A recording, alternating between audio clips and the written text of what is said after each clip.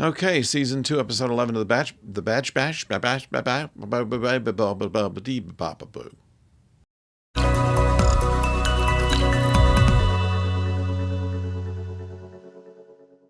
Hello out there, I'm the oldest nerd, and on the Bad Batch, they get to business now.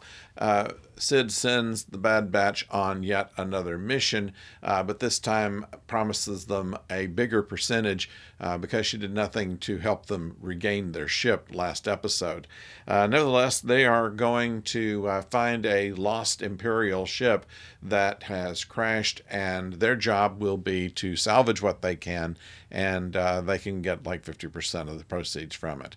But what they find when they get there is a new kind of monster that feeds on power and is fairly immune to their blaster fire, even from the ship's power. They're having great difficulty subduing it, and are pursued by the Empire as well, not because of anything that they know about them, but rather that they've had any contact with this monster. The Empire wants to make sure that all that is contained.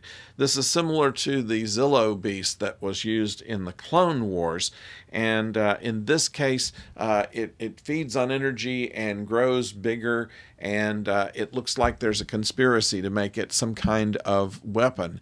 And it ties in with cloning, which the Empire has officially decided it doesn't want to do anymore. But what it looks like they're doing is that perhaps that they're trying to go underground with it and have more control over it.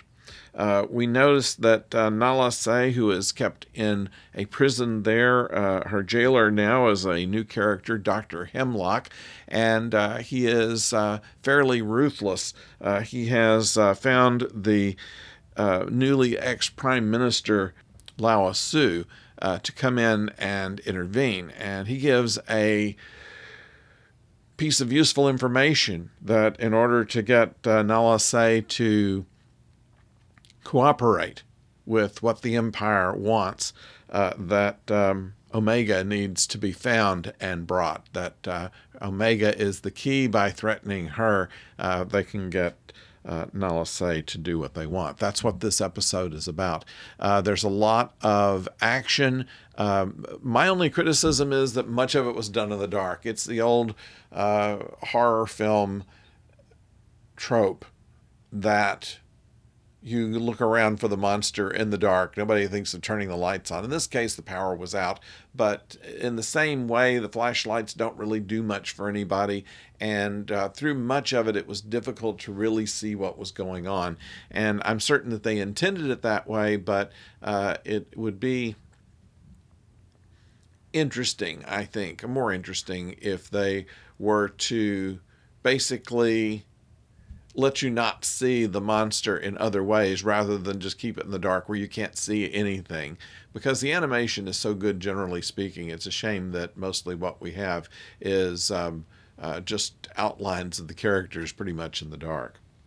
But certainly they are getting close to whatever that is that they need to do before the climax of this season. So we're looking forward to that, and we'll keep a follow on that. So if you are interested in saying anything about it that you'd like to share with everybody, why not put it below in the comments? And then, of course, if you have not subscribed, please do so. It's easy. It's cheap. How cheap is free? I mean, if you can get a better price than free, I'd like to hear it. So go ahead and put your subscription in, if you will. We don't use it to track you. We just have a way of showing YouTube that we are worthy of having recommendations made for others to join our happy little group. So until next time, don't go far.